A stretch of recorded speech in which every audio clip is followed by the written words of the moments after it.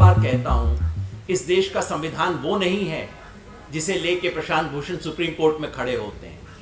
इस देश का संविधान वो है जो कि थानेदार मानता है, और वो थानेदार ने तो अपना संविधान बदल दिया है। मेरी कई बार इच्छा होती है जज साहिबान से कहूं कि सर आप ऐसा करें, एक प्रोटेस्ट के लिए अप्लाई करके देखो, पार्लियामेंट स्ट्रीट में एक एप्लीकेशन दे के देखो कि हम 3 लोगों को संडे को दिन में 12 बजे एक प्रोटेस्ट करना है। 3 लोगों की आप एप्लीकेशन दे के देखो। हमारे नदीम भाई हैं, रेगुलरली प्रोटेस्ट के लिए एप्लीकेशन देते हैं।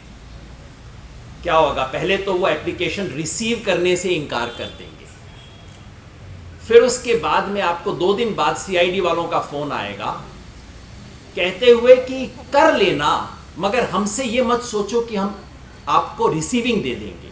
जिसका मतलब है कि जब चाहे पुलिस बाद में कह देगी ये तो इलीगल प्रोटेस्ट था, परमिशन दिया नहीं गया था, हमें तो इंफॉर्मेशन ही नहीं थी। Police can easily claim that. ये कोई अनयूजुअल चीज नहीं है। This is the standard operating procedure of Delhi police and police all over the country. और उसमें हमारे जज साहिबान कहते हैं कि आप डेजिग्नेटेड प्लेसेस पे प्रॉपर परमिशन के साथ कीजिए। मुझे लगता है 21st सेंचुरी में तो परमिशन आएगा नहीं, 22nd के लिए हमें वेट करना पड़ेगा। Doesn't the judiciary know about these elementary situations of how this country operates, how the police operates? मैं सिर्फ 2 बात आपके सामने रखना चाहता हूं, दोनों बिल्कुल रिसेंट किस्से हैं। एक आज सुबह की रिपोर्ट है और एक आज से 1 सप्ताह पहले की रिपोर्ट है। हरियाणा में जैसा आप जानते हैं फार्मर्स प्रोटेस्ट हो रहे हैं। इन 3 एंटी फार्मर्स कानूनों को लेके किसान बहुत परेशान हैं, चारों तरफ प्रोटेस्ट हो रहे हैं। बीजेपी उनके फेवर में अब मार्च निकाल रही है ट्रैक्टर पे। बिल्कुल उनको भी हक है, जैसे हमें हक है उनको भी हक है फार्मर प्रोटेस्ट करने का।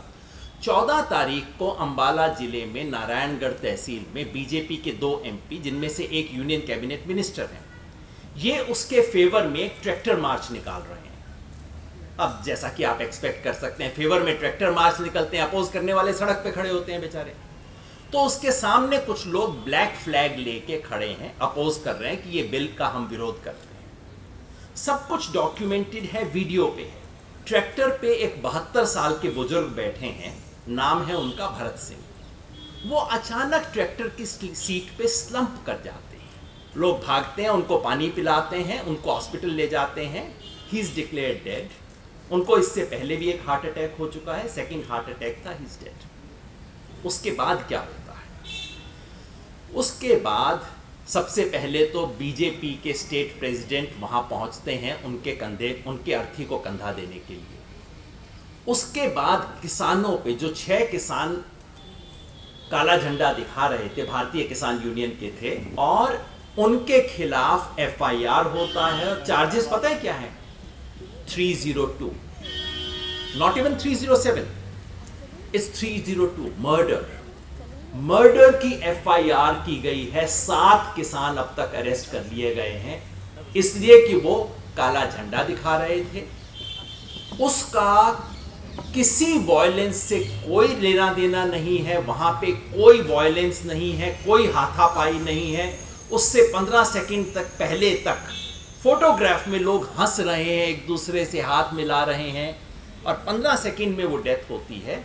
और मर्डर का मुकदमा इस वक्त दर्ज किया गया है। दूसरा केस आज सुबह के अखबार में छपा है, ये बॉम्बे का है। आप सिर्फ ये ना सोचें कि बीजेपी को ये बीमारी है, ये महाराष्ट्र पुलिस है, बॉम्बे पुलिस। आज सुबह खबर आई है कि एमआरए मार्ग, कोलाबा और तारदेव पुलिस स्टेशन, इन तीनों की तरफ से नोटिस इशू किए गए हैं। किन्हें? जिन प्रोटेस्टर्स ने एंटी-सीए प्रोटेस्ट में हिस्सा लिया और जिन स्टूडेंट्स ने जेएनयू में जब वायलेंस हुआ, उस जेएनयू की वायलेंस के बाद बॉम्बे में टीआईएसएस के और दूसरे कुछ स्टूडेंट बाहर स्ट्रीट पे आए, उन्होंने उसके बारे में प्रोटेस्ट किया था। जिन्होंने जेएनयू में वायलेंस किया उनके खिलाफ कुछ नहीं हुआ है, एक इंटेरोगेशन तक नहीं है।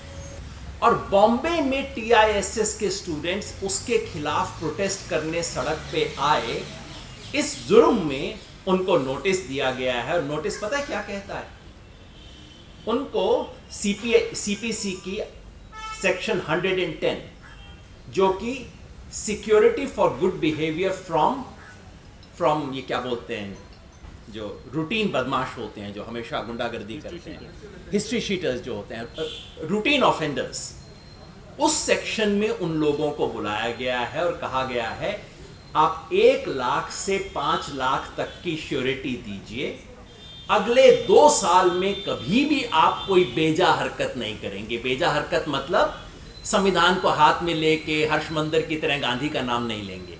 ऐसा कुछ कर देंगे तो आपको माना जाएगा और आपकी श्योरिटी जब्त कर ली जाएगी। अगस्त के महीने में सुवर्णा साल्वे करके स्टूडेंट है वहां सिद्धार्थ कॉलेज की, जो वहां समता कला मंच की सदस्य हैं, जिन्होंने एनटीसीए प्रोटेस्ट में हिस्सा लिया, उन पे नोटिस था, एक स्टूडेंट को नोटिस था, कितना, 50 लाख रुपए की श्योरिटी देने का। This is exactly how protest are treated all over the country these days.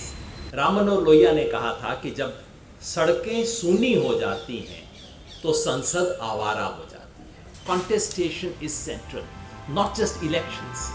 Contestation is absolutely central to democracy, and that is what is being stifled today. अगर सड़क को सूना करने की कोशिश की तो इस देश में जो कुछ भी बचा कुचा संसदीय लोकतंत्र का है वो खत्म हो जाएगा। शुक्रिया।